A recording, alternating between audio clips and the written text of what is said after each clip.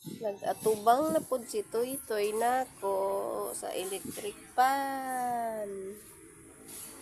Agoy ka.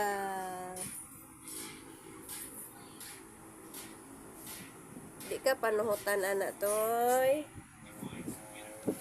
Di ka panuhutan anak mo nay. Nag-atubang man ka ng electric pan. Nay. Lupa na ang buhok ni mo.